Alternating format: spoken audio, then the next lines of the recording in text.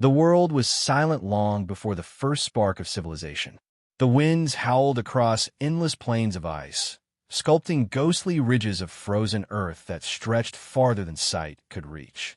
Snow fell like dust from the heavens, burying everything beneath a blinding, merciless white. It was a time when the planet itself seemed alive, breathing cold, whispering through the frozen forests, testing every creature that dared exist. This was the Pleistocene epoch, a world dominated by glaciers, mammoths, and unrelenting winters. And in that vast, frozen silence, the earliest humans began their fight for life. They were not kings of this world. They were small, fragile, and outnumbered by the beasts that roamed the tundra. Cave lions, saber-toothed cats, wolves as tall as their waists, and herds of bison that could trample a man without a thought. But among the storm and shadow, there was something within these early people that no other creature possessed: awareness. They could feel fear, but also hope. They could imagine fire, even when their hands were numb and their bellies empty. The Ice Age tested not only their strength, but their ability to think, to plan, and to believe in the next sunrise. The nights were endless. In the far north, darkness could last for months. The sun no more than a faint glow on the horizon. The temperature would drop so low that even breathing felt like swallowing knives. Frost would grow on eyelashes and hair, cracking when they blinked or turned their heads. The sound of the wind filled every moment, a low, constant moan that blended with the growls of unseen predators. To survive here was not just to endure the cold. It was to outwit nature itself. Tribes moved constantly, following herds of reindeer, mammoth, and steppe bison. They traveled across landscapes shaped by glaciers the size of mountains. Rivers froze solid, forests turned to skeletons of ice, and valleys disappeared under meters of snow. But movement meant life. The tribes that stopped too long were swallowed by the cold. Those who adapted, who built stronger shelters, learned to use fire more wisely, and worked together, would live to see another season. It was not a world of plenty.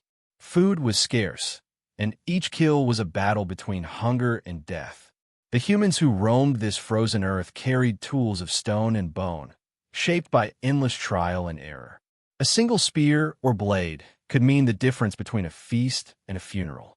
They hunted giant beasts, knowing one misstep could crush them beneath tons of muscle and tusk. Yet still they hunted because stopping meant dying. Every moment was driven by a single instinct: survive the cold, survive the night. The environment was both enemy and teacher. The Ice Age sculpted their bodies and their minds. Faces grew broader, limbs thicker, lungs deeper, shaped by generations of exposure to bitter winds and low oxygen. But what changed most was their awareness of fire. Fire was no longer just a natural phenomenon. It became a symbol, the thin line between warmth and frostbite, between life and extinction. The glow of a single flame could turn despair into determination. Around it, tribes gathered to share food, tell stories, and wait for dawn. There were no nations or maps, just scattered bands of people moving through territories that belonged to no one. Communication was limited to gestures, grunts, and glances, yet cooperation was essential. A tribe that could not hunt together, share together, and protect one another was doomed. In this unforgiving world, even a small wound could turn fatal. Infection, frostbite, or hunger could kill faster than any predator. Each individual's survival depended entirely on the strength of the group. The concept of unity, of caring for the old, the young, the weak, was born from necessity, not compassion. But over time, necessity evolved into something deeper. Humanity began to understand empathy. The world around them was a living nightmare of contrasts. Ice and flame, silence and heartbeat, death and resilience. Even in the harshest winters, life found a way. Tiny plants clung to cracks in frozen rock. Herds migrated through blizzards. Birds braved the cold to scavenge on what was left behind. Nature was cruel but consistent. It demanded respect, and in return, offered survival to those who listened. Early humans learned to read the land like a story. The direction of wind, the sound of cracking ice, the footprints of prey frozen in snow. These small signs were their scriptures, their science, their hope. And as they adapted, they began to dream. Around the warmth of their fires, they looked up at the endless night sky, stars shimmering like shards of ice, and wondered what they meant. The spark of imagination ignited something that no glacier could freeze. These were the first moments of human thought beyond survival. Moments when fear gave birth to curiosity. In their minds, perhaps, gods of ice and flame began to form. The world wasn't just cold anymore. It was alive with unseen forces that had to be respected, feared, or appeased. But even as they learned, the world kept changing. Ice sheets advanced and retreated, crushing forests and reshaping rivers. Whole regions became deserts of snow, while others bloomed briefly before freezing again. Humanity was at the mercy of a planet in motion, a living, shifting beast that could kill millions without intent. Yet, somehow they persisted. Against hunger, exhaustion, predators, and the endless cold, the human story continued. Not through power, but through persistence. In the heart of this frozen world, every sound mattered. The cracking of a branch might mean a stalking beast. The distant rumble of ice breaking could mean a river thawing, a chance for water or danger. Every decision carried weight. Move or stay, hunt or hide, burn fire or let darkness reign. These were the questions that shaped our species, carved into our instincts even today. The Ice Age didn't just test humans, it forged them. And so, in this world of snow and silence, humanity's greatest strength was born: adaptability. They learned to see opportunity where others saw doom, to use the elements that threatened them as tools for survival. The Ice Age was both a punishment and a gift. It stripped away weakness and left behind the raw essence of what it means to be human, to endure, to learn, and to never surrender to the cold. From these frozen beginnings, everything that followed, from civilization to language to culture, would rise like a flicker of fire in the dark. The world before civilization was not empty or primitive. It was the crucible where humanity's spirit was forged.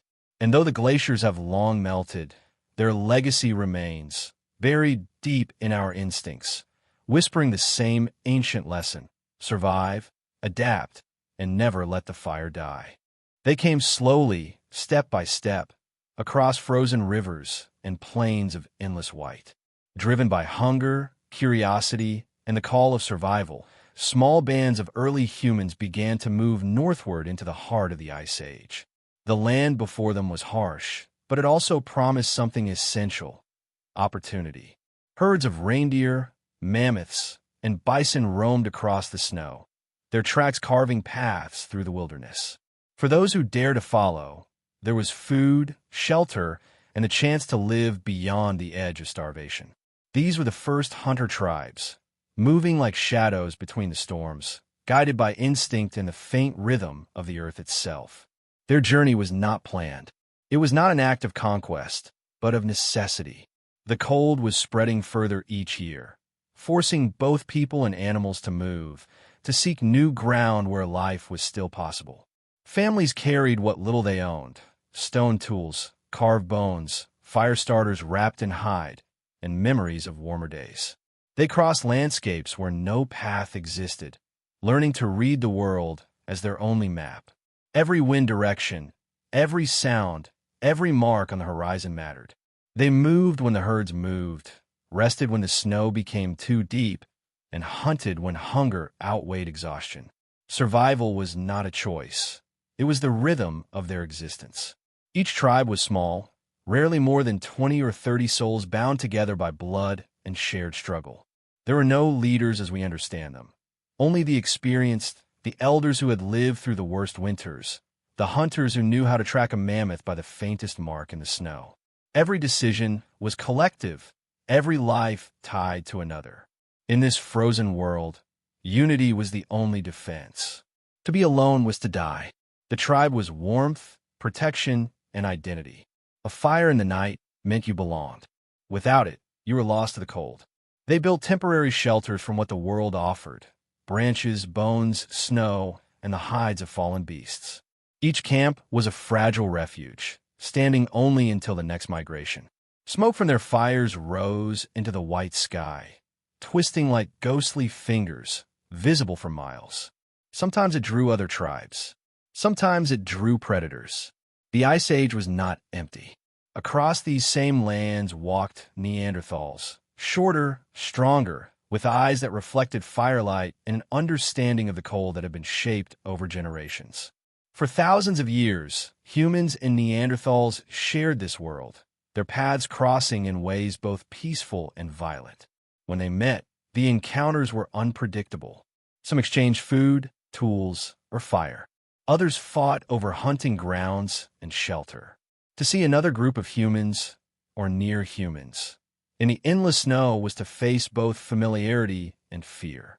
Were they friends? Rivals? Monsters? The line was never clear. Yet, in these encounters, something extraordinary began to happen. Knowledge moved between tribes, new ways to hunt, new methods to trap, new ways to shape stone. Survival demanded learning, and the humans who learned fastest began to thrive. The hunter tribes were restless by nature. They followed the rhythm of migration, and in doing so, they became explorers of a world few had ever seen. Some traveled along the edges of glaciers, others through frozen valleys where rivers lay buried under layers of ice. They learned which animals to follow and which to avoid, which plants could heal and which could kill. Each discovery came at a cost: injuries, frostbite, or the loss of a loved one. But those who survived carried new wisdom. Over time, that wisdom became instinct, passed down not through writing or speech, but through practice and imitation.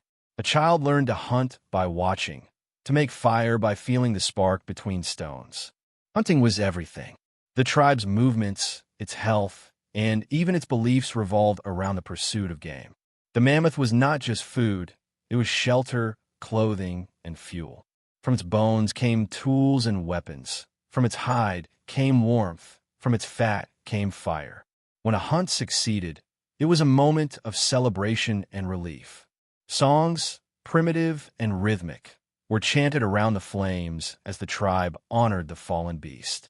They did not yet have words for gratitude, but they felt it deeply. In their world, taking life meant giving it purpose. The balance between man and beast was sacred, even if they could not explain why. As the tribes moved deeper into the frozen north, the land began to shape them. Their faces hardened, their hands grew stronger, and their instincts sharper. The cold did not forgive mistakes. A single misjudgment, a forgotten fire, a cracked spearhead, a night without shelter, could mean death. Yet, each near death taught them resilience. They learned to hide from blizzards and hollows of snow, to read the flight of birds for weather signs, and to store fat from kills for the lean months ahead. The Ice Age, cruel as it was also a teacher. It forced adaptation, and from that adaptation, humanity began to change. At night, the tribes gathered close around their fires, telling stories without words, through gestures, grunts, and glances. The flicker of flames painted their faces with gold and shadow, reflecting both fear and hope. They spoke of the great beasts that roamed the plains, of the ancestors who had guided them through the cold, and of the spirits that lived in the wind. Firelight became their first form of communication, a language of emotion before sound. It bound them together in ways that the cold could never break. Slowly, the world began to know them. Their footprints marked the snow. Their fires scarred the earth. Their tools shaped the bones of beasts long gone. They were no longer wanderers. They were survivors, creatures of intelligence, courage, and adaptation. The frozen land did not welcome them, yet they made it their home.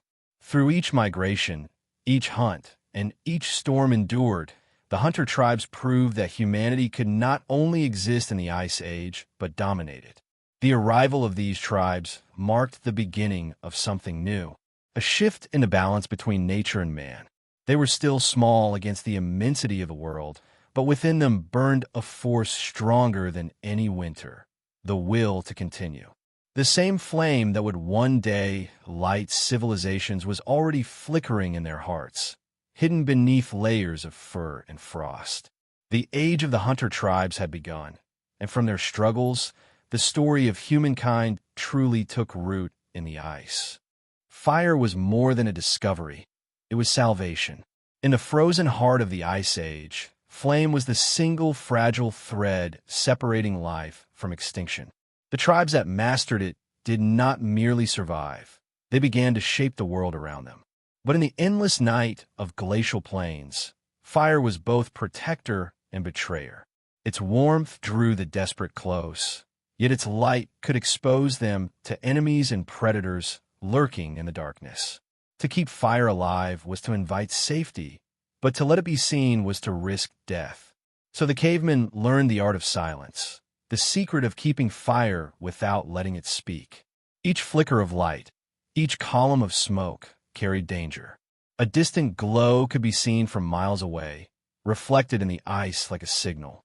Wolves, rival tribes, and even larger predators could track the faint scent of burning wood through the wind. The tribes who had endured enough winters to understand this knew how to hide their fires. They learned to bury embers beneath stone, to dig shallow pits where smoke would be trapped, and to cover the light with hides stretched low to the ground. Fire became not a roaring blaze, but a heartbeat beneath the snow, alive but unseen. It was usually the elders or the women who guarded it. The fire keepers were chosen for patience and steadiness. They knew how to feed the flame without making it crackle, how to coax it back to life when it dimmed. At night, when the cold bit hardest, these guardians crouched over their secret hearths, their breath mingling with smoke, their eyes fixed on the faint orange glow that meant survival. Every ember was sacred. To lose the flame was to lose hope, warmth, and food. Restarting it from nothing, with stone and tinder and bitter winds, could take hours, sometimes days, and not every tribe could afford the time. Fire had to be kept alive, no matter what. It was treated with reverence, even fear. The tribes saw it as a spirit, something living, unpredictable, and powerful. It ate wood, it breathed air, and it died when neglected. Around it, they felt protected. Its glow kept predators away. Its warmth healed frost-bitten skin, and its light gave courage when the howls of the night drew close. Yet, in that same glow, they also saw danger. The fire was loyal only to those who respected it. A careless spark could burn down an entire shelter, or worse, reveal the tribe's location to an enemy. Thus, the knowledge of fire was both gift and burden. In the earliest days, not all tribes knew how to make it. Some depended on nature's chance, lightning strikes, volcanic sparks, or the smoldering remains of trees after a storm. They carried embers wrapped in moss or animal fat, keeping them alive for days during migration. Others learned the ancient art of striking flint against pyrite, watching for that miraculous spark that could bring light into the void. When two stones met with the right rhythm and force, a shower of tiny stars was born. It was as if the universe itself had given them permission to hold a piece of the sun. The fire became the heart of every camp. Around it, they cooked meat, softened hides, and shaped tools. Bones cracked easier in heat, wood bent smoother, and sinews became pliable for binding. The tribe's entire rhythm revolved around this silent guardian. Mornings began with the rekindling of the flame. Nights ended with its careful covering. Even sleep happened in its orbit. Those who slept nearest felt safety, while those furthest lay half awake, haunted by the cold. But during war or migration, fire became a liability. Rival tribes were always watching, listening, smelling. In the deep quiet of a frozen valley, the faintest hiss of smoke could betray a camp's location. So the cavemen developed strategies to mask it. They burned dry bones and dung instead of green wood, for they produced less smoke. They dug narrow chimneys through snow mounds to disperse fumes higher into the wind. Some tribes even learned to bury fire pits within caves, letting the rock absorb the light and warmth while keeping it invisible from the outside. Fire no longer shouted, it whispered. Within this secrecy, fire took on another meaning. It was not just survival, it became identity. Each tribe's fire had a particular scent, color, and sound. The combination of materials, pine resin, bone ash, animal fat, created a distinct aroma. When strangers came close, they could tell by the smell whether a fire belonged to friend or foe. It became an invisible language, a code of existence written in smoke and heat. There were stories told around the embers, tales of when fire first came to mankind. Some believed it was stolen from the sky, others that it was gifted by the spirits of beasts they hunted. The flickering light on the cave walls became a stage for myth. Shadows danced, taking shapes of hunters, animals, and gods. In that glow, imagination was born. Fire taught them how to dream. The same flames that cooked their food also illuminated their first stories, the first sparks of what would one day become art and culture. But in the coldest nights, there was no time for wonder. Fire had to be tended constantly. The wind could kill it in seconds, snow could smother it, and lack of fuel could starve it. Hunters would walk for miles just to find wood, breaking frozen branches or digging beneath snow to uncover roots. Every journey to gather fuel carried risk. Yet, they went because to return to camp without it was to bring death upon everyone waiting. The fire demanded devotion, and devotion became discipline. There were moments when entire tribes perished because their fire was lost. A sudden storm, a misjudged migration, or a predator attack could separate them from their flame. In such times, desperation led to remarkable endurance. Some would travel for days, shielding a single ember in the hollow of a horn, guarding it as one guards life itself. That tiny glow became more precious than food or weaponry. It was a fragment of the sun, a promise that warmth still existed in the world. Over time, fire shaped the very rhythm of human thought. It taught planning, anticipating when wood would run out, when weather would turn, when to move before the storm arrived. It taught patience as they waited for the right spark, the right moment. It taught trust, for every tribe depended on those who could control it. The skills to master fire were passed down like sacred knowledge, whispered from one generation to the next. To be a firekeeper was to hold the tribe's life in your hands. And so, fire became both weapon and wisdom. It could cook, protect, signal, or destroy. But when kept silent, hidden, and loyal, it became the truest guardian of all. The tribes who learned this art, the art of invisible warmth, survived longer than those who didn't.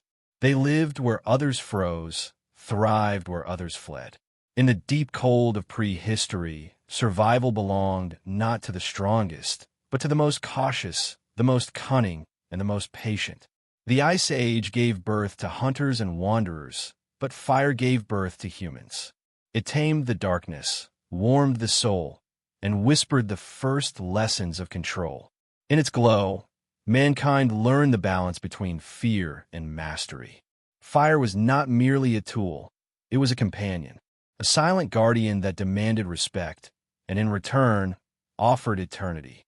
For the caveman, fire was more than warmth, it was survival itself. In the frozen stillness of the Ice Age, fire meant the difference between life and death. But in a world where silence was safety, even fire carried danger.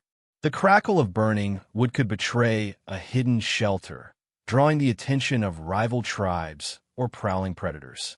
So, fire had to be tamed, not just controlled but silenced. Cavemen learned to build fires that spoke in whispers, flames that flickered without screaming into the night.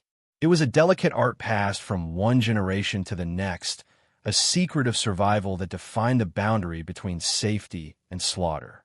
The earliest humans discovered fire not through invention, but through observation.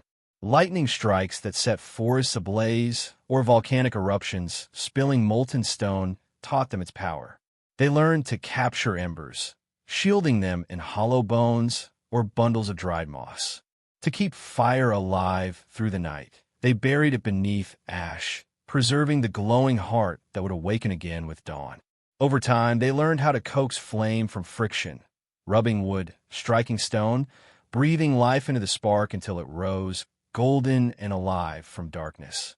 But once they had fire, they needed to learn its language. Too much wood, and it roared too loudly. Too little, and it died. The perfect fire was a living thing, quiet, steady, and loyal. They built it in pits lined with stone to muffle its sound, fed it with damp moss or animal dung to soften its crackle, and shielded it behind rock walls to hide the glow from distant eyes. They understood instinctively that survival was not just about warmth, but secrecy. A loud fire could lure enemies. A visible fire could invite death. Around these silent flames, life unfolded. Cavemen cooked their meat slowly, smoked their hides to make clothing tougher, and warmed their frozen bones. Firelight painted their shelters in gold and shadow, flickering across rough cave walls where stories were told and spirits honored. In that glow, they found not just safety but belonging. Children huddled close to their parents, listening to tales of the hunt, while the elders whispered prayers to the unseen forces that ruled the ice and wind. The fire was both weapon and god, a thing of power, both feared and worshipped. Fire changed everything. It extended the day beyond sunset, allowing tools to be carved and wounds to be treated after dark. It kept away predators, preserved food, and gave warmth to newborns in the cruelest months. With fire, man no longer feared the night. He owned it. Yet, this mastery came with responsibility. One careless spark could destroy a shelter or betray their hiding place. So, cavemen learned discipline. They learned silence. They learned to protect fire as they protected their own blood. In every flicker, they saw a reflection of themselves, fragile yet enduring, wild yet controlled. Fire was their mirror, their companion, their promise that even in the heart of endless winter, life would not surrender. It was here, in the dance of flame and shadow, that humanity first discovered the meaning of control, not over nature, but over fear itself. Hunger was the most relentless enemy of the Ice Age. It stalked the caveman day and night, gnawing at his stomach, clouding his thoughts, driving him to risk everything for a single meal. In a world locked in ice, food was not just scarce, it was sacred. The snow-covered plains offered little more than frozen roots or brittle grasses. To survive, humans had to hunt the giants that roamed these lands: mammoths, woolly rhinoceroses, and massive steppe bison. Each hunt was a gamble between feast and death, a confrontation with beasts that could crush a man with a single movement. Yet, hunger left no choice. The pursuit of these creatures defined their lives, shaping not only their bodies but their minds and their unity as tribes. The preparation for a hunt began long before the first spear was thrown. Hunters studied the wind, read the snow, and followed the faintest trails of crushed grass or disturbed frost. They moved like shadows, each step calculated. Their tools, stone-tipped spears, bone blades, and throwing sticks, were crafted with precision born from desperation.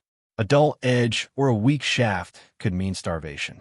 Every weapon carried the weight of survival. Every throw the echo of generations who had done the same. Fire-hardened spears gleamed in the pale light, and hunters painted their faces with ash, not as decoration, but as camouflage against the white wilderness.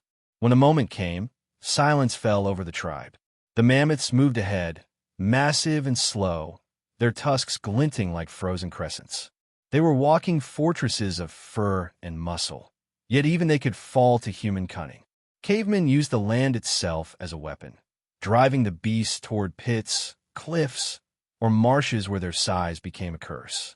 It was a brutal symphony of chaos, shouts, flying spears, and the thunder of hooves. One mistake could mean death beneath a ton of flesh, but when the beast finally collapsed, the earth itself seemed to sigh in relief. The tribe's survival was secured, at least for a little while. The kill was never taken for granted. Every part of the animal was used with reverence. Meat was cut into long strips and dried over silent fires. Hides were scraped clean and stretched to make clothing or shelter. Bones were carved into needles, tools, and weapons. Even the fat was precious, melted down to make fuel for lamps or balm for cracked skin. Nothing was wasted. To waste was to insult nature, and in a world so unforgiving, nature's anger could not be risked. Rituals often followed the hunt. Offerings of bone or blood to the spirits of the beasts, prayers whispered to ensure that more would come. In the balance between taking and giving, they found meaning, and perhaps a kind of peace. But hunting was not just about skill or strength. It was about cooperation. No one survived alone. The hunters moved as one, communicating through gestures and glances. The women and elders prepared food, mended weapons, and watched the fire while the men tracked the herds. Children learned by observing, their small hands shaping toy spears from twigs. Every member of the tribe had a purpose, every action linked to survival. In this way, the hunt was more than sustenance. It was the heartbeat of community. The success of one was the survival of all. At night, when the cold settled deep and the meat hung drying near the fire, stories of the hunt filled the air. The young listened wide-eyed as the elders spoke of battles with beasts larger than caves, of near-death escapes, and of courage in the face of fear. These tales were more than entertainment. They were instruction, preserving knowledge in a time before writing. Through story, the dead hunters lived on, their wisdom guiding those who came after. The hunt, in memory as much as in action, bound the tribe together across generations. In the harsh glow of the Ice Age, hunting transformed humanity. It demanded planning, courage, and cooperation. It forged tools and strategies that would one day build civilizations. But most of all, it kept alive the flame of resilience. Every successful hunt was proof that even against the greatest odds, man could triumph through unity and will. The snow would keep falling, the wind would keep howling, and the beasts would keep roaming. But as long as humans could stand together, with sharpened stones and shared fire, the hunger could never truly defeat them. In the age of endless frost, a shelter was more than a place to sleep. It was the line between life and death. The Ice Age did not forgive the careless. Winds could strip warmth from the body in moments, and a single night without protection could mean never waking again. For cavemen, safety was not found in comfort, but in endurance. They carved their homes from the earth itself, shaping protection from the raw materials of survival: stone, bone, and hide. Each shelter was a testament to human intelligence, an expression of adaptation in its purest form. Caves are the first fortresses. Deep within the rock, the air was still, the temperature stable, and the walls thick enough to keep out the wind. But caves were not always kind. They were dark, damp, and often shared with beasts, bears, wolves, or lions seeking the same refuge. When cavemen found an empty one, they marked it with symbols carved into the entrance, a warning or an invitation, depending on who came after. The fires within glowed faintly against the stone, the smoke curling up through cracks in the ceiling, leaving behind blackened marks that still whisper their existence thousands of years later. Yet, not every tribe had caves to hide in. Many wandered the open plains where there was nothing but snow and sky. There, the cavemen became architects of necessity. They built huts from mammoth bones, using ribs and tusks as frames, covering them with thick hides sewn together with sinew. The hides were layered, sometimes stuffed with grass or moss for insulation. Entrances were small, to keep the heat in, and the floor was lined with straw or furs. The structure looked crude, yet inside it was a sanctuary, warm, silent, and alive with the soft glow of a buried fire. Each hut was both home and heart, holding the tribe together through the merciless storms. Over time, these primitive shelters evolved into works of instinctive engineering. Some groups dug pits into the frozen earth, creating semi-subterranean homes that trapped heat more efficiently. Others built walls of packed snow, forming domes not unlike early igloos. They learned to orient their shelters against the wind, to use animal fat as a sealant, to build sleeping areas slightly raised from the ground to avoid the cold that crept through the soil. Every detail mattered. A single mistake in design could mean freezing before dawn. In the Ice Age, knowledge of shelter was a skill passed down as sacred wisdom. one that ensured the tribe's survival when food, warmth, and hope were scarce. Inside these shelters, life pulsed quietly. The fire burned low, its smoke finding escape through small vents. Children huddled beneath furs, the air heavy with the scent of smoke and leather. The walls, lined with bones and hides, absorbed the faint sounds of movement outside. Women worked by dim firelight, scraping hides, stitching clothing, or crushing herbs for medicine. Men mended spears and sharpened blades, preparing for the next hunt. Each family lived in rhythm with the storm, each heartbeat sinking to the howl of the wind beyond the walls. In the stillness, these shelters became more than protection. They became symbols of human endurance.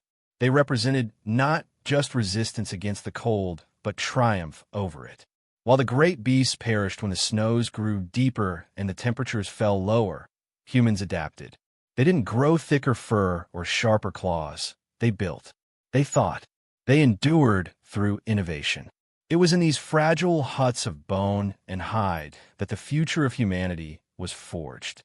Every spark of fire, every scrap of fur stretched tight over a wooden frame was a declaration: we belong here, even in a world that wants us gone.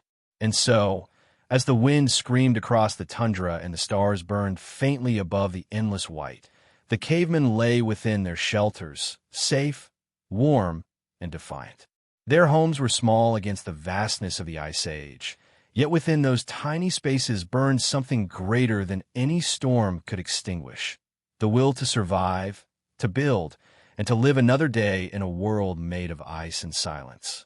Before the age of woven fabrics and stitched designs, warmth was a battle fought directly against nature. The Ice Age stripped the earth bare, and the cavemen stood exposed beneath its merciless cold. Their only defense was their ingenuity, the transformation of death into survival.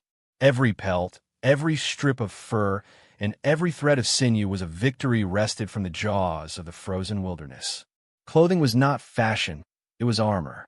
It was a barrier between fragile human flesh and the endless, freezing void that sought to claim it. In the earliest days, the first humans wore the hides of the animals they hunted. They learned that a thick mammoth pelt could block the wind better than any cave wall, that the fur of a reindeer held heat even when damp, and that layering skins could trap warmth like air in a cocoon. Their tools were primitive: sharp stones for scraping, bone awls for piercing holes, sinew from animal tendons for thread. But their craftsmanship was remarkable. Each garment was shaped by hand, every stitch guided by the experience of countless winters. The work was slow, sometimes painful, but it meant survival. The process of making clothing began the moment a hunt ended. The hide was stretched across the snow, scraped clean of flesh with stone tools, and softened with animal fat or the brains of the same creature that had been slain. Women and elders were the primary tanners, their fingers numb from the cold, but steady with purpose. Once the hide was pliable, it was cut into shapes to fit the body: tunics, leggings, cloaks, and mittens. The thickest furs were kept for the outer layers, while lighter hides were used underneath to prevent moisture and allow movement. Every tribe developed its own techniques, its own methods of survival, shaped by the landscape and the beasts that inhabited it. Clothing became both practical and symbolic. The hunter who wore the skin of a bear carried its strength in the eyes of the tribe. A cloak made from wolf fur marked courage. The feathers of great birds were tokens of success. Adornment was not vanity, it was communication. It told stories of battles fought and beasts conquered, of family lineage and spiritual belief. Some hides were decorated with ochre, charcoal, or carved bone ornaments, turning the garments into living expressions of identity. Even in the heart of the Ice Age, humans sought meaning in what they wore. They were not just surviving, they were beginning to define themselves. But the cold was relentless, and every detail mattered. Cavemen learned how to layer hides to trap air, how to tie furs tightly at wrists and ankles to prevent heat from escaping. They discovered the value of boots made from mammoth hide, lined with grass or moss for insulation. They fashioned hoods that could be pulled low over the face, leaving only the eyes exposed. When snowstorms came, They smeared their faces with animal fat to prevent frostbite. In these small, ingenious acts lay the difference between life and death. The act of dressing was ritualistic. At dawn, before venturing into the frozen world, hunters wrapped themselves in layers, each knot and fold tied with intention. Clothing was checked carefully. No tear could be left unpatched, no seam allowed to fray. The cold exploited every weakness. Inside their shelters, families stored spare hides near the fire, ensuring they stayed supple and ready. Children learned early how to sew and repair clothing, because to depend on another for warmth was a risk no one could afford. In time, as the tribes moved and adapted, their clothing reflected their journeys. Those who roamed the northern tundra favored heavier layers, while those who settled near rivers used lighter furs mixed with reeds and woven fibers. Innovation spread slowly but surely. Bone needles replaced sharpened sticks, and thread became thinner, allowing finer stitching. The garments grew more complex, more efficient. Through trial and error, humanity learned how to trap warmth with skill instead of luck. And when night fell, as the cold deepened and the fire dimmed, their furs became their final refuge. Families huddled together beneath blankets of hide, their breath fogging the air, their bodies pressed close.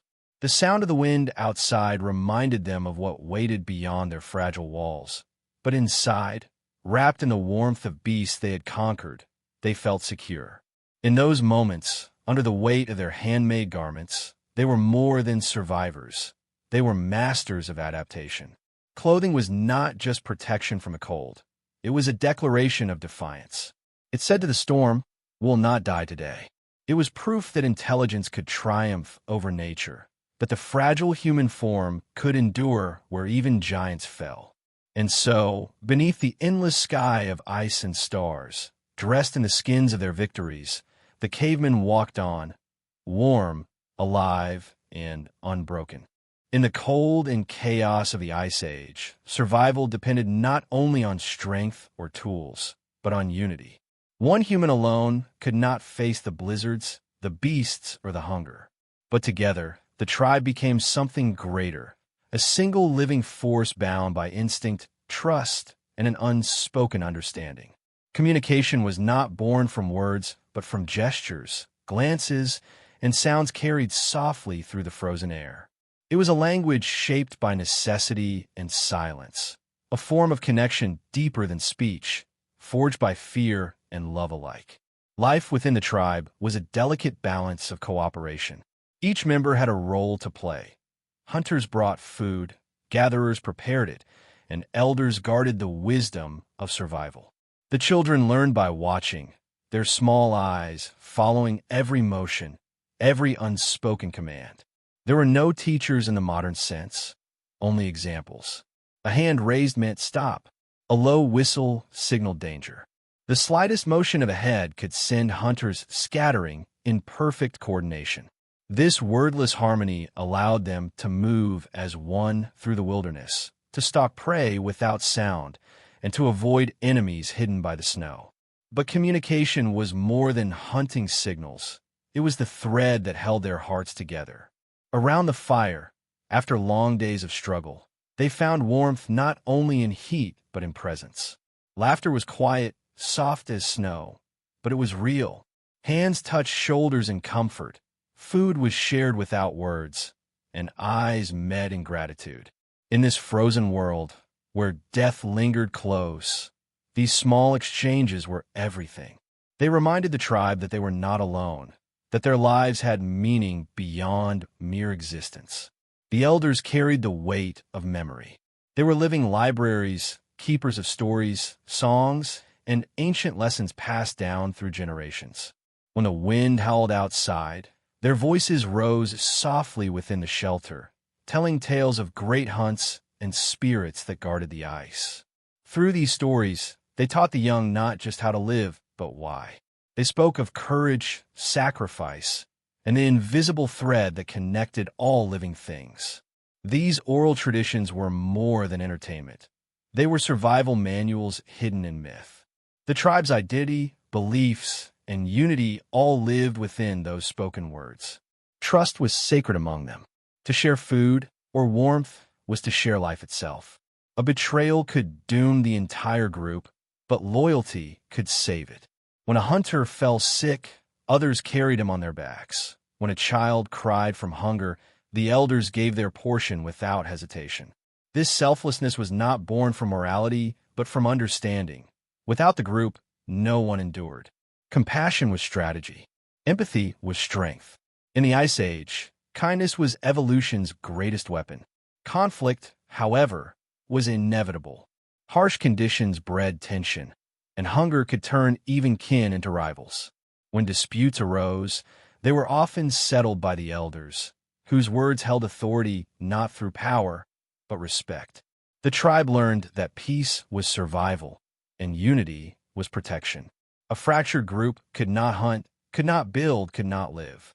So, through patience and shared suffering, they learned the value of forgiveness. To move on from anger was as essential as finding food or fire. At night, when the tribe slept huddled close, the silence between them was not emptiness, it was understanding. The rhythmic breathing of their companions, the rustle of furs, the distant crackle of the fire, all created a language of belonging. The world outside was brutal, but inside their circle, they had created something enduring, a family born of struggle, held together by necessity, but bound by something deeper, affection. Over generations, these bonds evolved into the roots of society itself. What began as survival became connection. The skills of empathy, cooperation, and shared purpose that were once tools of endurance became the foundation of humanity. The Ice Age tribes, without knowing it, were shaping the first civilizations, not through conquest or invention, but through care. Their silent language was the first heartbeat of culture, the unseen rhythm that would one day grow into music, art, and speech. In the frozen wilderness, where death waited behind every shadow, the cavemen learned the most profound truth of all, that survival was not about being the strongest, but about being together. And so, as the wind howled across the endless plains, the tribes sat by their quiet fires, eyes meeting in the dim glow, wordless but united. Humans, fragile yet unbreakable, speaking the oldest language in the world, the language of trust. There came a time each year when the sun itself seemed to abandon the world. The days grew shorter, the light weaker, until the sky turned gray and the earth slept beneath endless darkness. For the cavemen, these long nights were a season of dread. The cold deepened, the wind screamed without pause, and the forest grew silent but for the cracking of frozen trees. The world felt as if it were dying, and every breath carried the weight of uncertainty. Would the light ever return? In these months, fear was not a passing feeling, but a constant companion, one that crept into every corner of the mind and every shadow of the shelter. When the darkness came early and stayed late, survival became harder than ever. The hunts grew fewer as animals vanished into migration or hibernation, and food stores began to dwindle. Firelight was the only defense against the suffocating blackness outside. Inside the shelters, the flames flickered weakly, reflecting in tired eyes.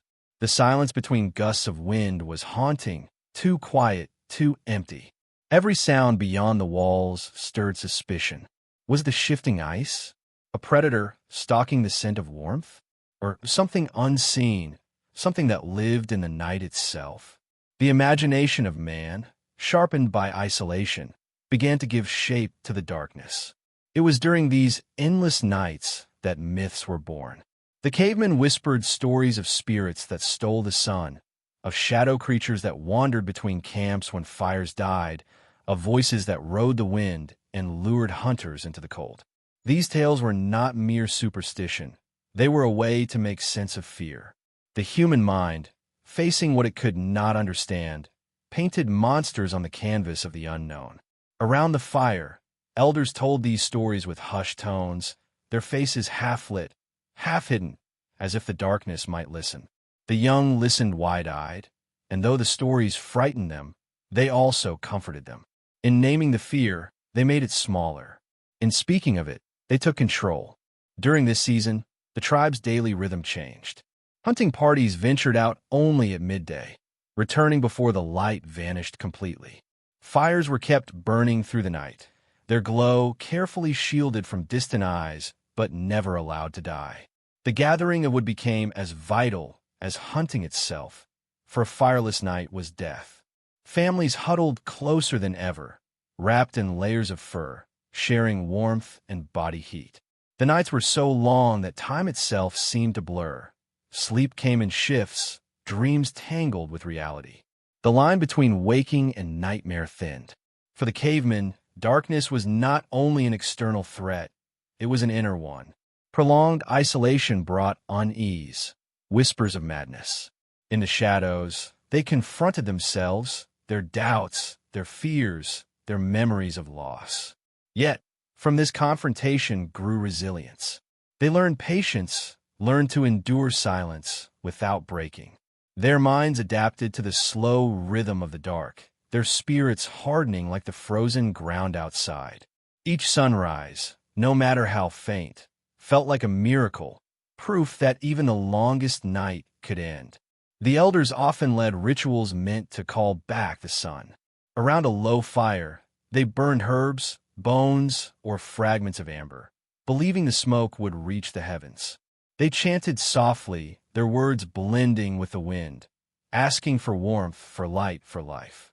These ceremonies, born from desperation, became tradition, an early form of faith. The people found hope in the act itself, in the idea that they were not helpless before the cold. Hope became their second fire, burning quietly within. In these endless nights, the bonds of the tribe grew stronger. They sang softly together, shared stories to drown out the wind, and held on to one another to stay awake when the fear grew too heavy. The children clung to their mothers.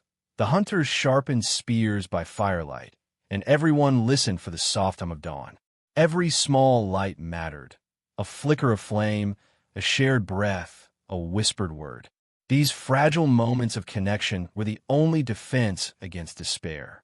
And then, one morning, after what felt like eternity, the first true sunrise returned.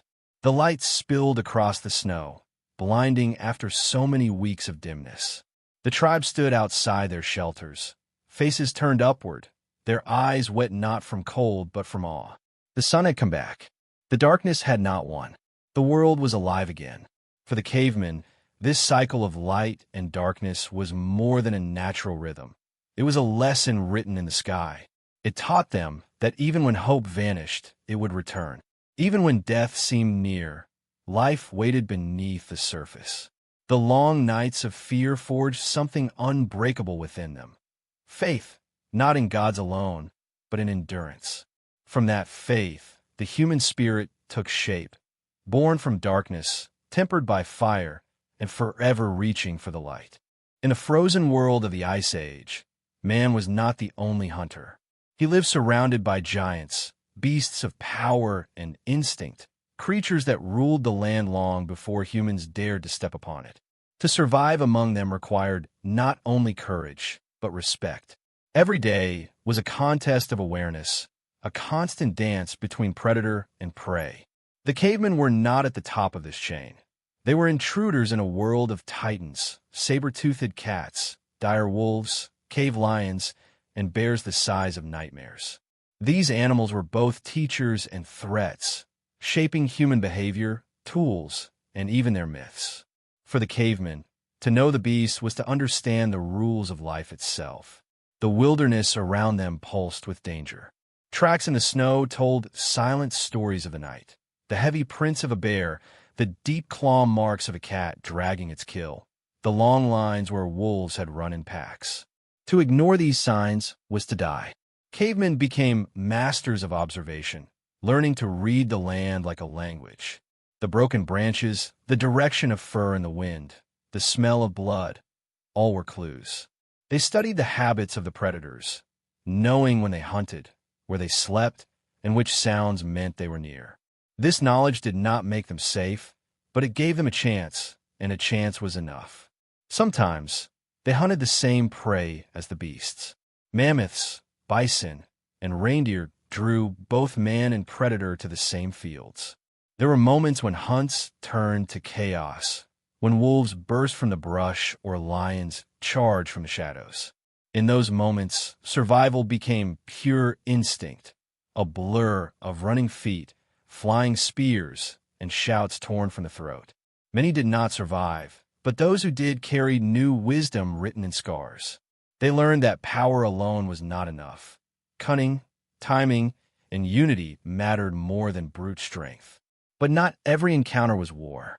In their long observation of animals, cavemen began to mimic them, to study their ways, to borrow their instincts. They learned how wolves tracked prey, how bears found shelter, how birds sensed storms before they came. Nature became their silent teacher. They moved more quietly, hunted more effectively, and began to understand the balance of the wild.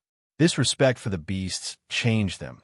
It gave birth to the first seeds of empathy.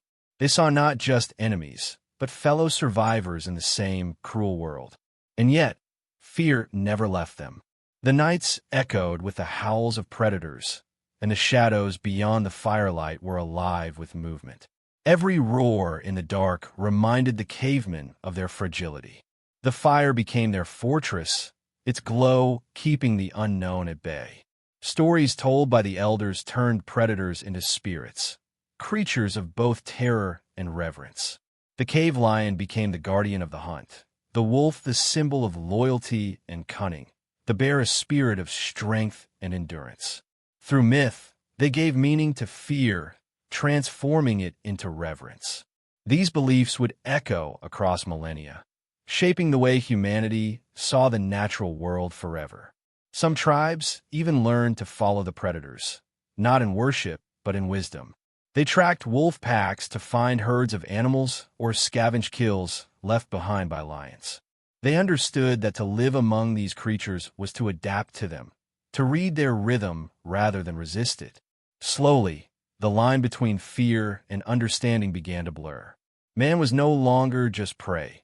He was becoming a rival, a strategist. The relationship between human and beast was also reflected in their art. On the walls of caves deep beneath the earth, cavemen painted the animals they feared and depended on. Mammoths, lions, bison, and horses, etched in ochre and charcoal, came to life by firelight, their shapes moving as if alive. These paintings were more than decoration. They were prayers, expressions of connection. The people believed that to draw the animal was to honor its spirit, to ensure success in the next hunt, to balance life and death.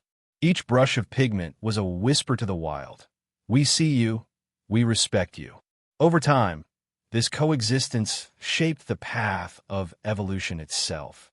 Humans developed sharper senses, quicker minds, and deeper emotional intelligence from living in constant awareness. Fear became a tool.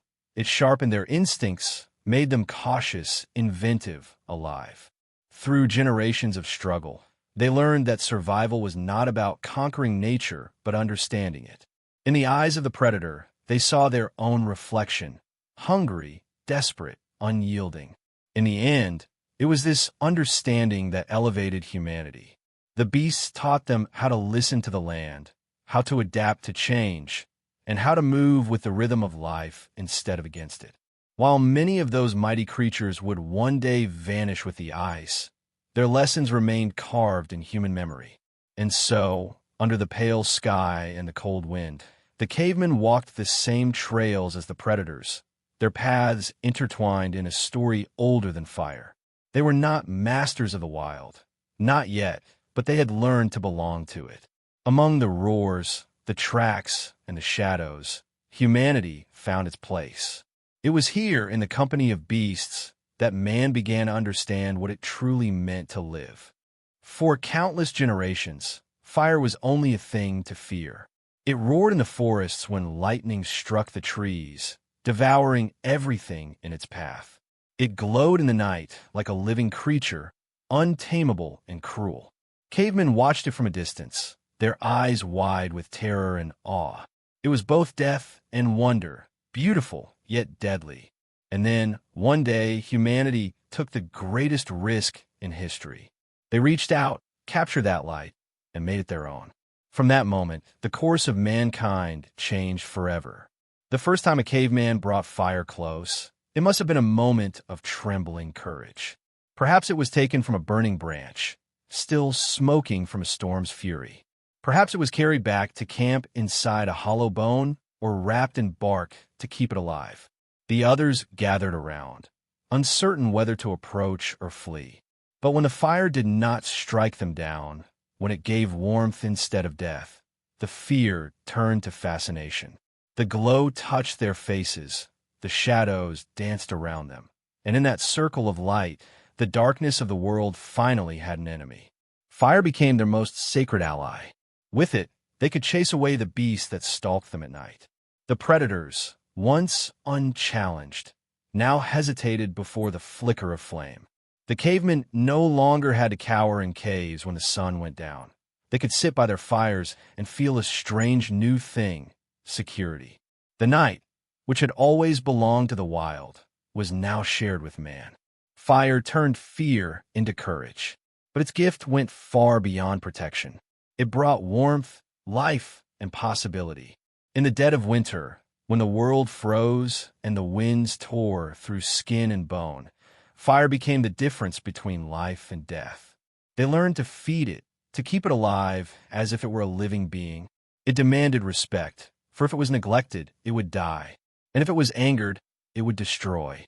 The people who understood this balance thrived. They learned to build hearths of stone, to guard the flame through rain and snow, and to carry embers from one camp to another. The fire was more than light. It was continuity, a symbol of endurance passed from hand to hand like the beating heart of their tribe. Cooking, it was the next revelation. Before fire, they tore raw meat with teeth and stone blades, their bodies struggling to draw strength from what they ate. But with fire, food transformed. Flesh softened, fat melted, and flavors awakened. Cooked meat gave them more energy, more nourishment, and fewer diseases. It changed their very biology. Their jaws grew smaller, their bodies stronger, their minds sharper. Fire didn't just warm their hands. It began to fuel their evolution. Around every campfire, their bodies and their brains grew more human. The glow of fire also brought something else, community. People gathered around it not just for survival, but for connection. They sat together, telling stories, sharing hunts, planning journeys. The fire became the first stage on which the human voice performed. Words found rhythm in the crackle of flames. Myths were born in the rising smoke. It was in these moments that the first cultures were kindled. Ideas, beliefs, and dreams passed from generation to generation. The fire's light illuminated not only faces but minds. Still, fire was a dangerous ally. It could turn from friend to foe in moments. A spark carried by the wind could destroy everything they had built. Entire forests could vanish overnight in roaring flames. The cavemen learned humility before this power. They treated it with ritual care, surrounding it with stones, feeding it only what was needed. Some tribes even began to see it as divine, a spirit from the heavens, a piece of the sun trapped on earth. They gave thanks to it before eating, before sleeping, before leaving their shelters. Fire was no longer just a tool. It was sacred. With fire came exploration. The cold caves and dark forests that once seemed forbidden now became possible to enter. Torches burned paths through the unknown, lighting the way for the first journeys into the deep earth. They painted their stories on cave walls by torchlight, recording hunts, animals, and gods. The flicker of flame gave those paintings life, moving shadows that seemed to breathe. For the first time, art and light became one. Even the rhythm of life changed. The night was no longer endless. The day could stretch longer, filled with conversation, planning, and creation. Fire gave them control over time itself. Around it, they learned patience, waiting for meat to cook, for wood to dry, for embers to glow. These small acts taught them discipline, a skill that would carry humanity into every future age. Fire also taught them about transformation. They watched how it changed everything it touched, wood to ash, meat to nourishment, darkness to light. In this, they began to understand change itself, the cycle of destruction and rebirth that governed all things. When they stared into the flames, they saw more than light. They saw the power of creation. That understanding would echo through generations, inspiring the first myths of gods who brought fire to man, and the first questions about the forces that shaped the world. The discovery of fire was not just a moment in history, it was the beginning of mastery. With it, humanity stepped out of the shadows of nature and began to shape the world. The cavemen who once trembled before lightning now carried its essence in their hands. They had tamed a piece of the storm, and in doing so, they became something new, creatures of both earth and flame. Under the stars, their fires burned across the frozen lands like signals of defiance. Each flicker was a declaration that man would not surrender to the cold, the dark, or the fear that had ruled him for so long. The Ice Age world remained vast and merciless, but now, wherever the light of fire glowed, there was a spark of civilization, a promise that the darkness would never fully return. Before fire, before language, before even the idea of gods, there was the sound of stone striking stone. That echo was the first heartbeat of human ingenuity, the moment when survival began to depend not on strength alone, but on the mind. A single spark, a chipped edge, and the world changed. For the cavemen, the earth itself became their weapon, their tool, and their teacher.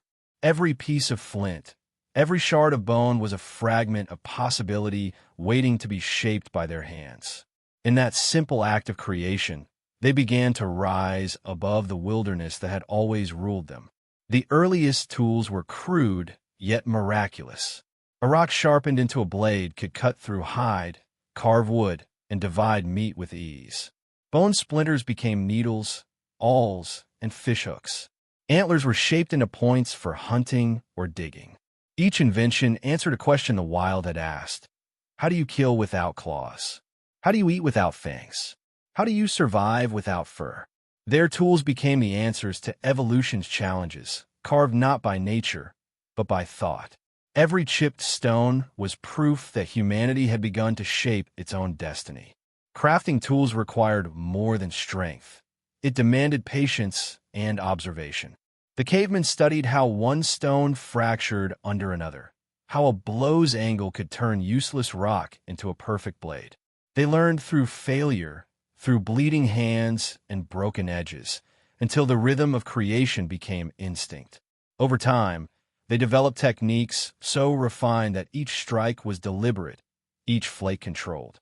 The best toolmakers became revered within the tribe, the silent engineers of survival. Their knowledge was passed down not through words, but through demonstration, generation after generation. Hunting changed completely with the rise of tools. Spears replaced stones, and arrows followed soon after. Hunters could now strike from a distance, safer from the claws and horns of their prey. This new advantage turned fear into confidence. The great beasts of the Ice Age, mammoths, bison, and saber-toothed cats, were no longer invincible. Traps were designed using wood, vines, and sharpened stakes. A well-made spear could feed an entire tribe, its craftsmanship meaning the difference between feast and famine. With each successful hunt, they learned not only to take life, but to respect it. They understood that their tools carried the weight of responsibility. Tools were not just for hunting. They became essential to every part of existence. Scrapers cleaned hides that turned into warm clothing and shelter coverings. Drills and awls allowed them to sew with sinew threads, crafting garments tight enough to withstand blizzards. Stones were shaped into hammers to break bones and extract marrow, a rich source of fat and strength. The simple combination of stone and bone created an entire world of invention. Each item, no matter how small, carried a story of survival and skill. Over time, the tools themselves began to reveal identity. Different tribes developed distinct styles of shaping and decorating, leaving behind clues of their culture and creativity. Some etched patterns into handles or carved marks into stones, symbols of ownership, pride, or perhaps ritual significance. These designs are the earliest whispers of art, showing that even in survival, humans sought meaning and beauty. Their tools were not only instruments of necessity, but expressions of who they were. Bone, in particular, held deep significance. It came from the very creatures they depended upon, the animals they hunted, revered, and thanked. To carve a tool from bone was to honor the life that sustained theirs. It was a form of respect, a silent acknowledgement of the balance between hunter and hunted. Some bones were shaped into ornaments, pendants, or charms, believed to hold protective power.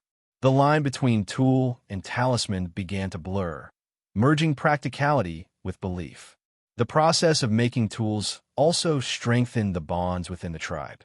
It was rarely a solitary act. Hunters, gatherers, and elders worked together, each contributing a part of their knowledge. Children sat close, watching their parents' hands shape stone, learning the rhythm of creation long before they could understand its meaning. These moments by the fire or under the sun were the birthplaces of education itself, teaching not through words, but through doing. The repetition of skill became the first form of human legacy. As their tools evolved, so did their understanding of the world. They realized that nature could be shaped, controlled, and transformed. The cavemen began to see patterns. The best stones were found near rivers. The hardest bones came from older beasts, and the finest wood grew in certain trees. Knowledge was no longer instinct, it was discovery. And with discovery came confidence. They no longer walked the earth as helpless creatures of chance. They became its craftsmen, its architects, its thinkers. By the end of the Ice Age, their tools had become complex works of mastery. Composite weapons bound with sinew, stones polished smooth by water, and knives sharper than animal teeth. These objects, though primitive by modern eyes, represented the dawn of technology. Every strike of stone against stone was a whisper of evolution, a spark of the mind that would one day build cities, machines, and empires. The tools of survival were more than artifacts. They were symbols of humanity's awakening. In a world ruled by cold and chaos, the cavemen had learned to create order with their hands. Their stones and bones were not just extensions of their bodies, but of their will, the physical proof that the human spirit could carve meaning from even the harshest world. And as they shaped their tools, they unknowingly shaped the future, one sharp edge at a time. In a world where the wind could cut through flesh and snow buried the earth for months, finding shelter was not a luxury, it was survival. The cavemen understood that warmth was life and exposure was death. Their every movement, every decision, was shaped by the need to protect themselves from the relentless cold. The frozen plains offered little mercy, and yet, with their bare hands and boundless ingenuity, they carved homes out of the wilderness. These shelters were not just places to sleep, they were sanctuaries against extinction. The first shelters were simple. Natural caves, hollowed by time and water, became the refuge of early tribes. Within their stone walls, they found safety from predators and the howling storms outside. But caves were rare, and not every land offered them. So, when the cold chased them across open tundra, they learned to create their own. Using mammoth bones, wooden branches, and animal hides, they built structures that mimicked nature's protection. Massive ribs of long-dead beasts became frames, covered in fur stitched together with sinew, sealed tight with mud and grass. These shelters, crude yet brilliant, could trap warmth like a cocoon, turning the frozen air into something bearable. Every shelter told a story of resourcefulness. In regions where trees were scarce, they turned to ice and snow themselves. They discovered that packed snow could act as insulation, keeping warmth inside rather than letting it escape. The earliest snow shelters, primitive ancestors of what we now call igloos, were feats of quiet genius. Layer by layer, they shaped walls of frozen earth, cutting blocks with stone blades and fitting them together like pieces of the sky. Inside, the firelight glowed against the white walls, turning the coldest element of nature into their shield. Building a shelter was never random. The cavemen studied the land before they built. They watched where the wind came from, where the snow drifted deepest, where the ground stayed dry. The elders, with decades of memory etched into their minds, guided the tribe's choices. A wrong location could mean death before morning. The entrance of the shelter faced away from the wind, and stones were placed strategically to block drafts. Every decision had purpose, every detail a lesson written in generations of survival. Inside, the shelters were more than protection. They were homes. Furs were laid on the ground to soften the hard earth. Fires burned at the center, their smoke escaping through small openings above. The air filled with the scent of cooked meat and smoldering wood, mingling with the musk of hides and sweat. Families huddled together under the same coverings, sharing warmth through touch and closeness. In those tight, dimly lit spaces, the bonds between them grew stronger. Survival was not just about keeping out the cold. It was about keeping in the sense of belonging. As their understanding of materials grew, so did their creativity. They began to weave branches together for framework, to lash poles with twisted fibers, to use clay to patch holes. In time, their shelters evolved from temporary hideouts into structures meant to last seasons. Some were built in clusters, forming small communities, a glimpse of the first villages. For the first time, humans began to shape spaces not only for survival, but for life itself.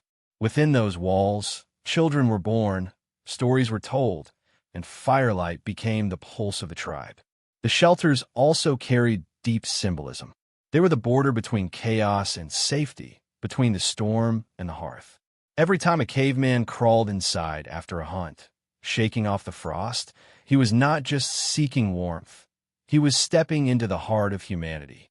The fire flickered, the walls glowed with orange light, and outside the night raged on. Inside was order, creation, and comfort.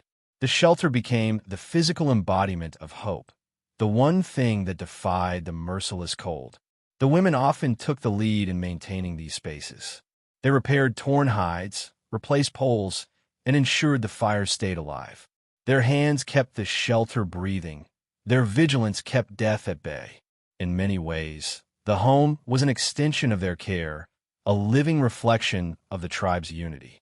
Even the smallest act, placing stones in a circle, tightening a fur flap, was a ritual of protection, an unspoken prayer that tomorrow would come. But the shelters were not immune to nature's wrath. Blizzards could collapse roofs, floods could drown fires, and hunger could drive tribes to abandon their homes in search of new lands. Each time they left, they carried the memory of what they had built and the skill to build again. Theirs was a mobile civilization, moving with the rhythms of the earth, never defeated, always adapting. The cavemen's resilience was not in the permanence of their homes, but in their ability to create one wherever they stood. As centuries passed, their shelters grew more advanced. They began to dig into the earth, building semi-subterranean homes that stayed warm even in brutal winters. They used stones to reinforce walls, crafted thatched roofs from reeds, and created smoke vents to control fire safely. These were the blueprints of architecture itself, the first steps towards civilization. Each structure, no matter how humble, was a monument to human endurance. In the end, the shelters were more than a defense against the cold. They were the first temples of humanity's will. Inside those fragile walls, humankind learned what it meant to endure together, to protect one another, and to transform fear into creation. The cavemen, wrapped in furs and surrounded by the glow of fire, built not only homes but the foundation of human culture. And though their walls were made of bones, hides, and earth, what truly held them together was something invisible yet unbreakable, the shared warmth of survival. Long before temples and written prayers, before gods had names or faces, there was fear, and from fear, belief was born. The cavemen lived in a world that could kill them at any moment. The wind screamed like a beast, the night swallowed the horizon, and death came without warning. In such a world, they needed more than fire and stone to survive. They needed meaning, something to explain why the storm came, why the hunt failed, why the sun sometimes vanished behind the clouds for days. So they began to look beyond what they could touch, and in the silence of their shelters, the first human faith began to flicker into life. They saw power everywhere. In the rising sun, in the roar of thunder, in the strength of a mammoth. To them, the world was alive. Every river, every rock, every tree had a spirit. The crackle of fire was not just sound.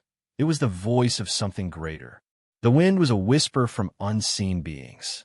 When a hunter survived a battle with a wild beast, it was not luck. It was protection from a force beyond him. Their gods were not distant or kind. They were the raw powers of nature, unpredictable and demanding respect. The cavemen lived within a spiritual landscape where everything was sacred and dangerous at once. Death, above all, was the greatest mystery. They watched their companions grow cold and still, their breath fading into the air, their bodies returning to the earth. Yet something in them refused to believe that death was the end. They began to bury their dead with care, placing tools, bones, and food beside them, as if preparing them for another journey. Graves became the first temples, marked with stones and painted symbols. These burials were not just acts of mourning, but of hope, the belief that life continued beyond the ice and darkness. In honoring the dead, they honored life itself. Fire played a central role in their spiritual world. Around its glow, they found light not only for their bodies, but for their minds. They stared into the flames and saw patterns, faces, visions. The smoke that rose toward the sky carried their unspoken prayers, their fears, and their gratitude. Each flicker was a reminder that even in the coldest night, warmth could be born from nothing. For the cavemen, fire was more than a tool. It was a sacred link between the earthly and the divine, between flesh and spirit. Rituals became their way of keeping balance with the unseen world. Before a hunt, they painted their bodies with ashes and earth, believing it made them one with the animals they sought. They performed dances that mimicked the movement of prey, calling upon the spirits to guide their spears. When the hunt succeeded, they offered thanks, leaving parts of the animal behind as gifts to the earth. To take without gratitude, they believed, would bring punishment, storms, sickness, or starvation. Through these rituals, they created a fragile harmony between life and death, between man and nature. The cave walls themselves became their sacred canvases. By torchlight, they painted herds of bison, towering mammoths, and running deer. The images were not decoration. They were prayers in color and shape, attempts to capture the essence of life. Each stroke of ochre, each carving in stone, was an act of connection with forces beyond their understanding. These early artists were not only hunters. They were shamans of creation, turning their fears and hopes into visions that would outlive them.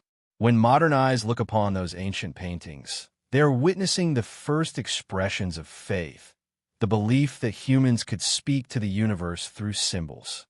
Within each tribe, spiritual roles began to form. Some individuals, shamans, seers, or dreamers, were believed to walk between worlds. They interpreted signs in the fire, in the stars, in the cries of animals. They entered trances through rhythmic drumming or chanting, seeking visions that could guide the tribe. These spiritual leaders were both revered and feared, for they dealt with powers that ordinary people dared not touch. Their presence gave the tribe a sense of direction in a world where every day felt uncertain.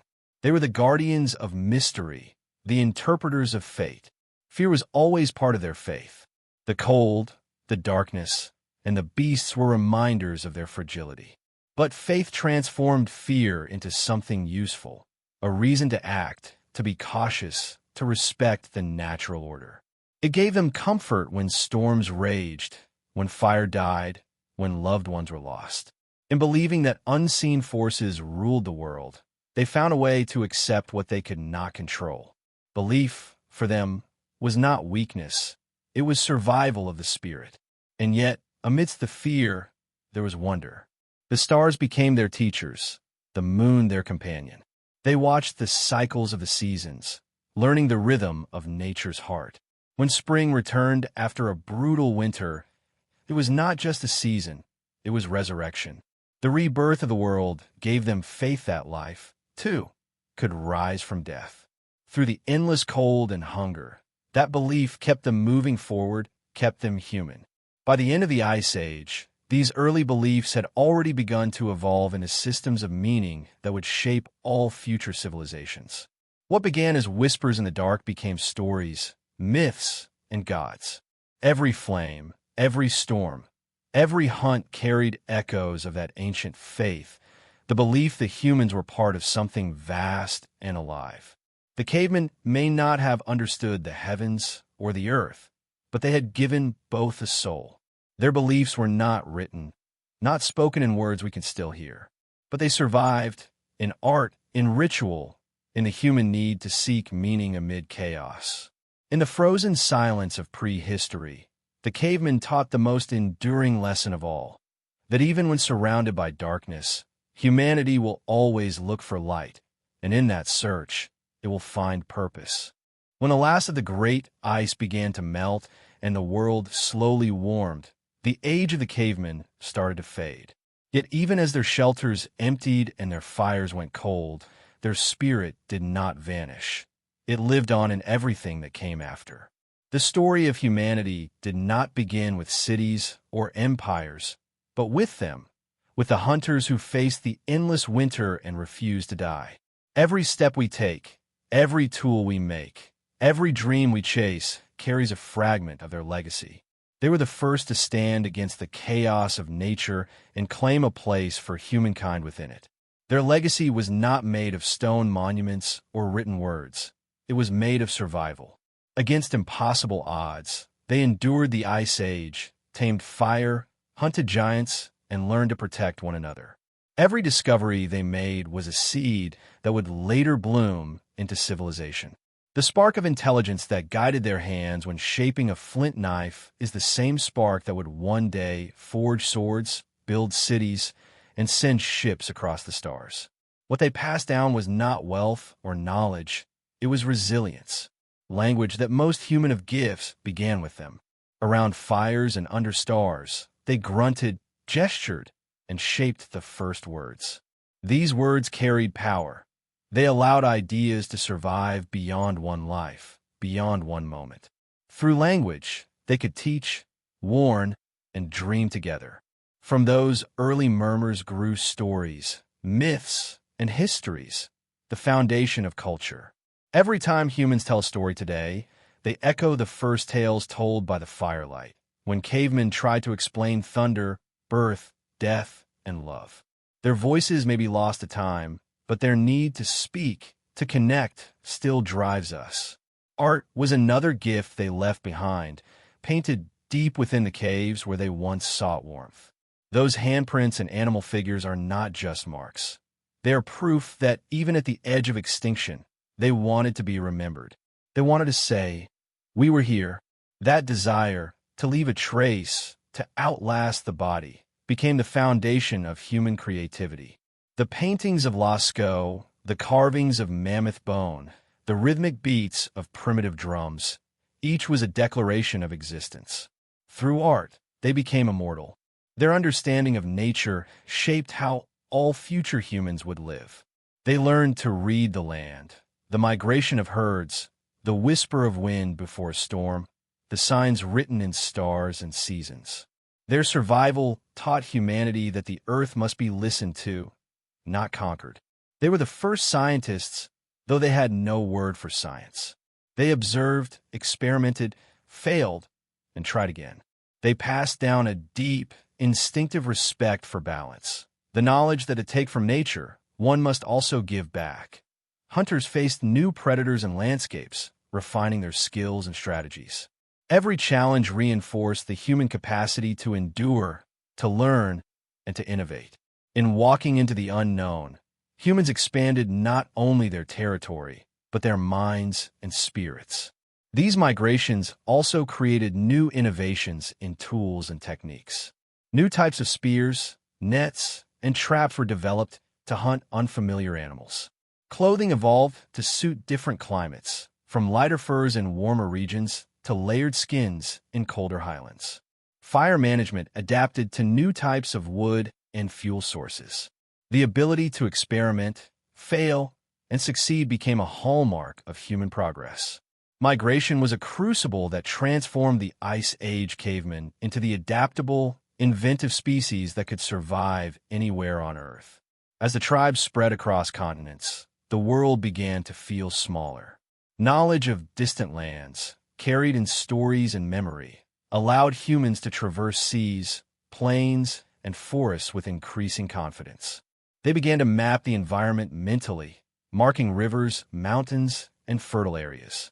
This geographic awareness, born out of necessity, laid the foundation for exploration and settlement for generations to come. Even without written maps, humanity was charting its future step by step.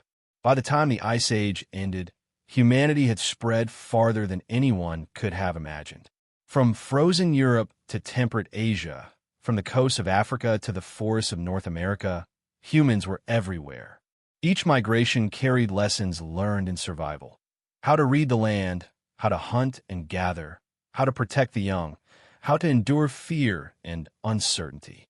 These lessons became encoded in culture, language, and ritual, ensuring that the struggles and triumphs of the Ice Age were never forgotten. The migrations of the cavemen were more than physical movements. They were a testament to the indomitable human spirit. They proved that even in a world dominated by ice, predators, and darkness, humanity could endure, explore, and expand. The courage to leave the known behind, to face uncertainty, and to carry life forward into new lands is the legacy that continues to define our species. In the end, the journey into the unknown was the final chapter of the Ice Age for humanity, but was also the first chapter of human expansion across the globe. The cavemen, who once huddled together against the cold and feared every shadow, became the explorers, innovators, and ancestors of all that would follow. Through migration, they taught humanity its most enduring lesson. Survival depends not only on strength, tools, and fire, but on the courage to step into the unknown, trusting in resilience, unity, and hope.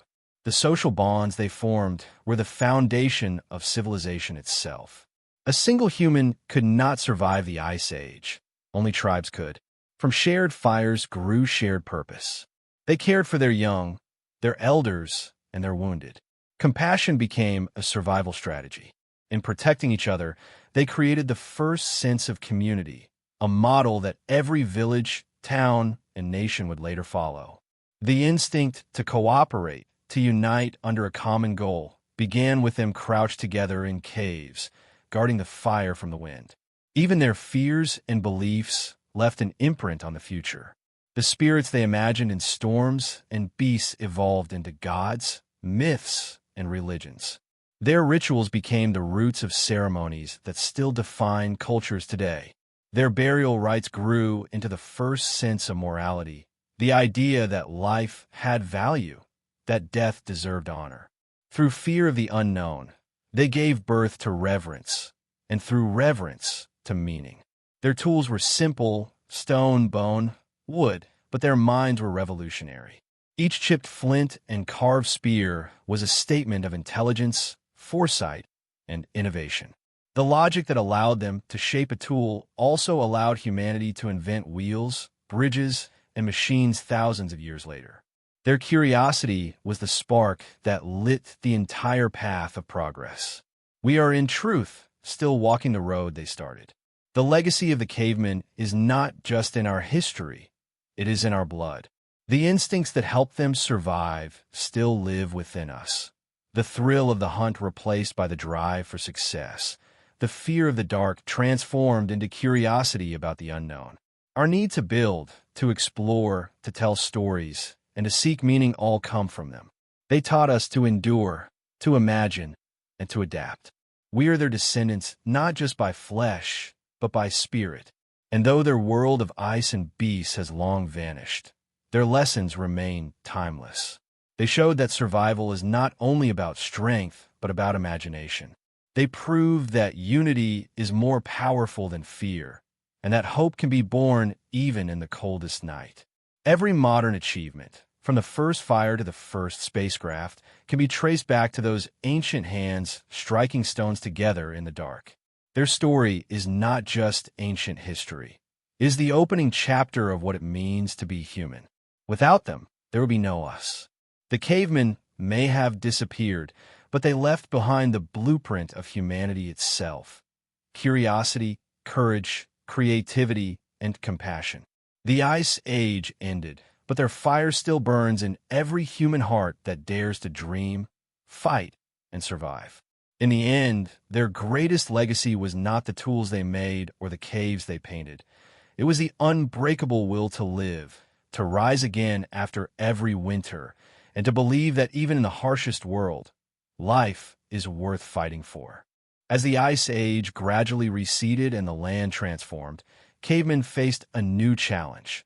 Survival no longer meant merely enduring the cold, but finding new lands where life could continue. The world they knew, the frozen plains, mammoth herds, and familiar forests, was changing.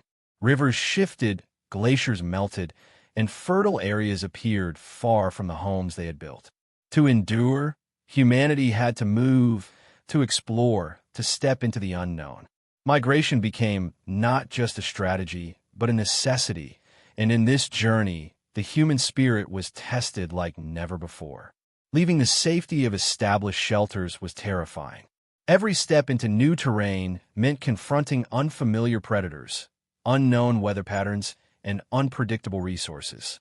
Tribes had to weigh the risk of the journey against the certainty of dwindling food and harsh winters. The elders' knowledge of stars, winds, and animal tracks guided the migrations, but intuition and courage were equally vital. They moved in groups, carrying children, elders, tools, and fire.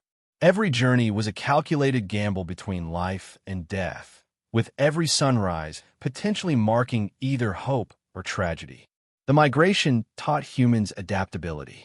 They encountered deserts, mountains, and dense forests, environments unlike the frozen plains of their ancestors. Each new landscape demanded different skills, building new types of shelters, finding unfamiliar edible plants, and hunting unknown animals.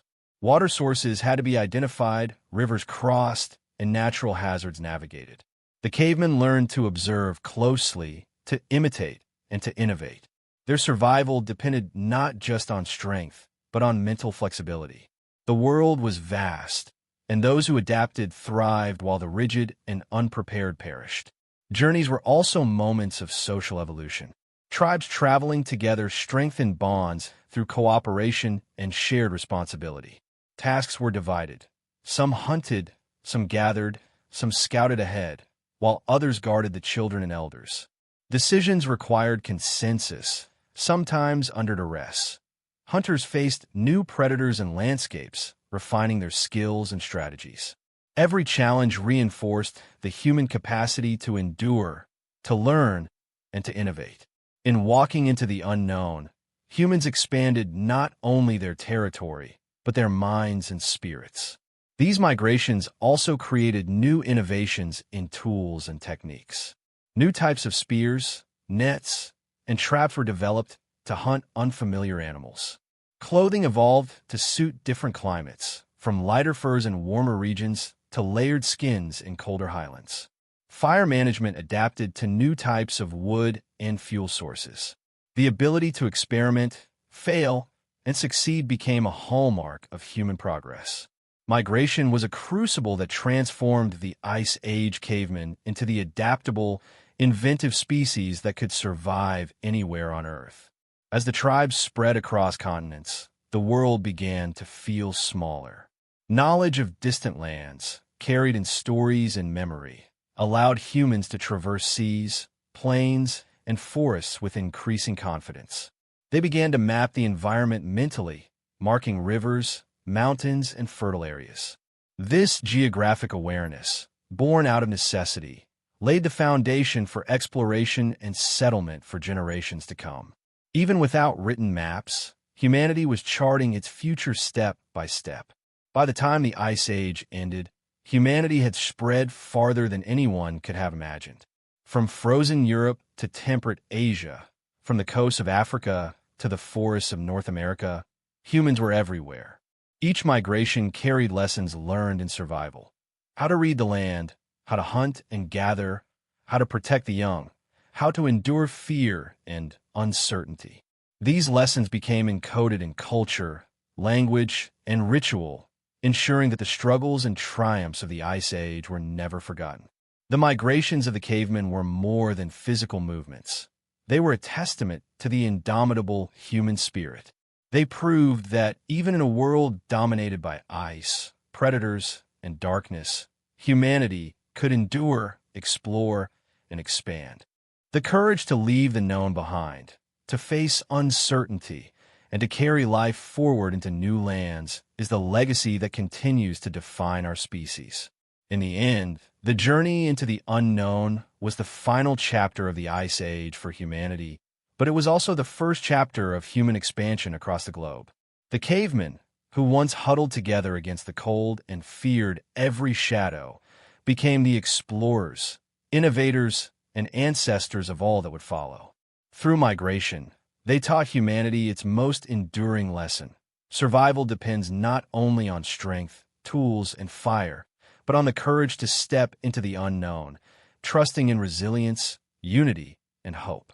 These migrations cultivated leadership, diplomacy, and planning, skills that would later form the basis of governance and community organization. The Ice Age survivors were not just wanderers. They were the architects of early human society. Along the way, encounters with other tribes introduced both conflict and cooperation. Some meetings resulted in clashes over territory or resources, teaching lessons in strategy and defense. Others led to trade, exchange of knowledge, and even intermarriage, spreading ideas, techniques, and genes across vast distances. Humanity began to weave an intricate web of connections, creating networks that reached far beyond any single group's understanding. The seeds of culture, language, and shared traditions spread alongside migration, shaping the diversity of humanity that exists today. The physical journey mirrored a psychological one. Venturing into unknown lands demanded courage and resilience. Children witnessed the vastness of the world and the uncertainty of life, learning to trust their instincts and the guidance of elders. Hunters faced new predators and landscapes, refining their skills and strategies. Every challenge reinforced the human capacity to endure, to learn, and to innovate. In walking into the unknown, humans expanded not only their territory, but their minds and spirits. These migrations also created new innovations in tools and techniques. New types of spears, nets, and traps were developed to hunt unfamiliar animals. Clothing evolved to suit different climates, from lighter furs in warmer regions to layered skins in colder highlands. Fire management adapted to new types of wood and fuel sources. The ability to experiment, fail, and succeed became a hallmark of human progress. Migration was a crucible that transformed the Ice Age cavemen into the adaptable, inventive species that could survive anywhere on Earth. As the tribes spread across continents, the world began to feel smaller. Knowledge of distant lands, carried in stories and memory, allowed humans to traverse seas, plains, and forests with increasing confidence. They began to map the environment mentally, marking rivers, mountains, and fertile areas. This geographic awareness, born out of necessity, laid the foundation for exploration and settlement for generations to come. Even without written maps, humanity was charting its future step by step. By the time the Ice Age ended, humanity had spread farther than anyone could have imagined. From frozen Europe to temperate Asia, from the coasts of Africa to the forests of North America, humans were everywhere. Each migration carried lessons learned in survival. How to read the land, how to hunt and gather, how to protect the young, how to endure fear and uncertainty. These lessons became encoded in culture, language, and ritual, ensuring that the struggles and triumphs of the Ice Age were never forgotten. The migrations of the cavemen were more than physical movements. They were a testament to the indomitable human spirit. They proved that even in a world dominated by ice, predators, and darkness, humanity could endure, explore, and expand. The courage to leave the known behind, to face uncertainty, and to carry life forward into new lands is the legacy that continues to define our species. In the end, the journey into the unknown was the final chapter of the Ice Age for humanity, but was also the first chapter of human expansion across the globe. The cavemen, who once huddled together against the cold and feared every shadow, became the explorers, innovators, and ancestors of all that would follow. Through migration, they taught humanity its most enduring lesson.